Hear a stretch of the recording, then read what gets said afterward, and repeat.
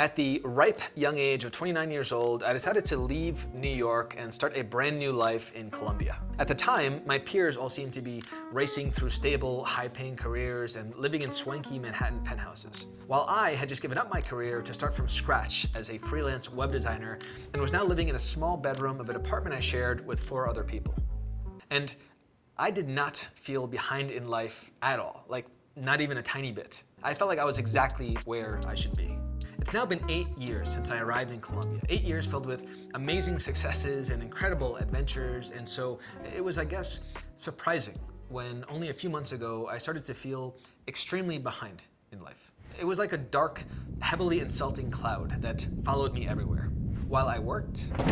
You started this business 10 years ago. Why isn't it bigger? While I trained... You're 37 fucking years old, man. Give it up. While I spent time with my girl.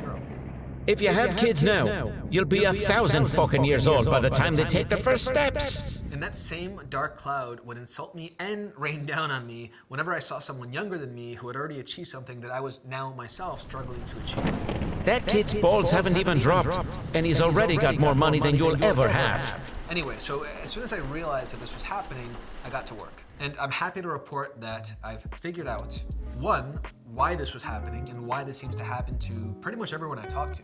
This was extremely surprising and not what I had originally expected. And 2, how I could actually use my brain to make these feelings work for me. In this video, I'm going to summarize what I discovered. So if you're someone who feels behind in life, well, let's fix that. Social comparison. Okay, so let's start with the basics. The feeling of being behind in life is 100% rooted in comparisons we make between ourselves and others. And think of it this way. If a meteor were to slam into Earth tomorrow and wipe out everyone except us, there wouldn't be anyone else for us to compare ourselves to.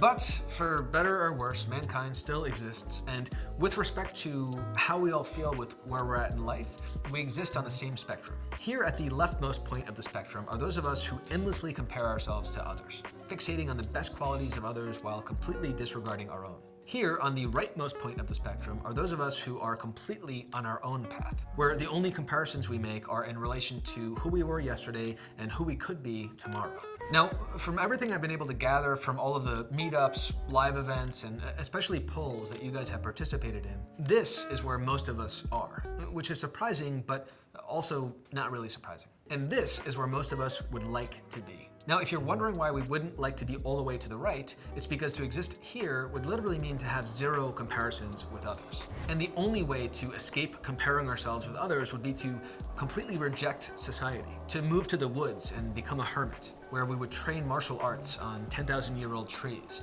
bathe in majestic waterfalls, and then either starve to death or get eaten by a bear. So yeah, most of us would like to be roughly here, because we still want to exist within society, within the game, so to speak, but in a way where we only compare ourselves to others in healthy ways, like we are designed to do biologically. Now, I know there are lots of young people who have been brainwashed to believe that all comparisons are bad, but this couldn't be further from the truth. Humans, like most animals, exist in hierarchies, and comparison is the entire basis for how we position ourselves within those hierarchies. Within traditional human societal hierarchies, it's healthy to look at someone who has achieved success or who has a great relationship or who just generally seems happy, and to not only want, but to aspire to have those things for ourselves. And where this all becomes a problem is, well, mostly just social media.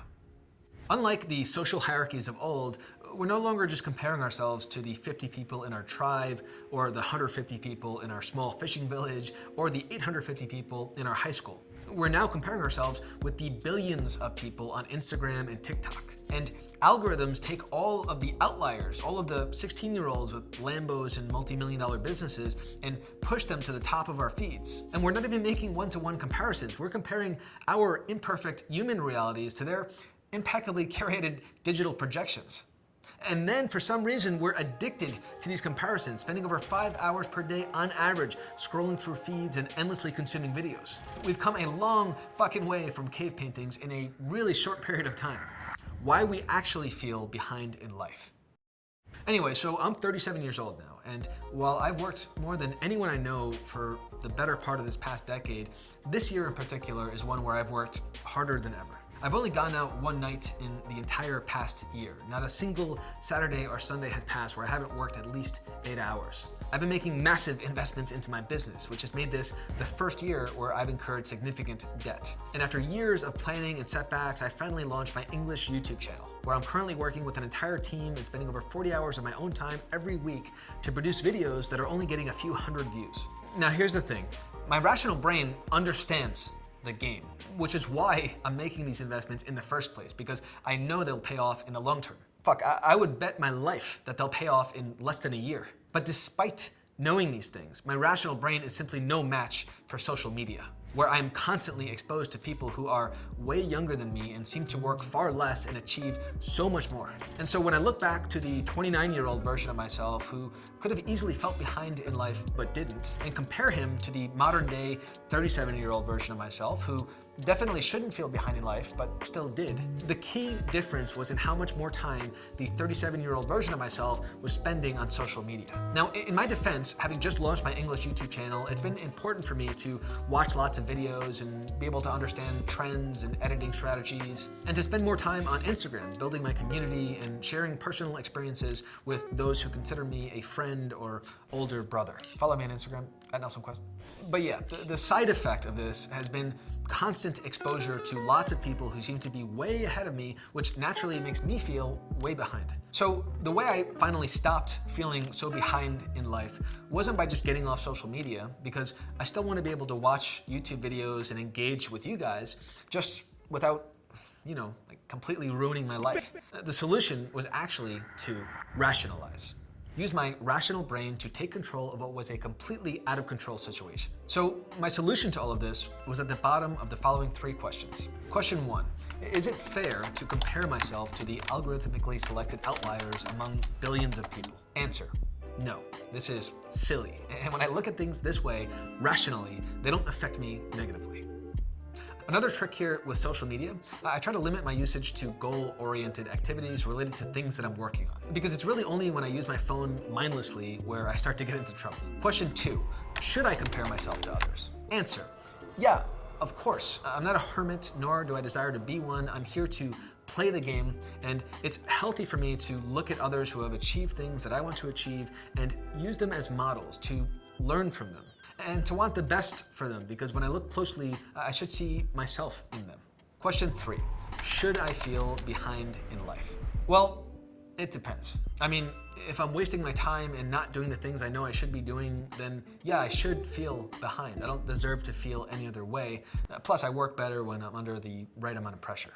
But when I'm doing the things I know will move me forward along my unique path while using my rational brain and avoiding non-goal-oriented social media usage, I feel like I am exactly where I need to be.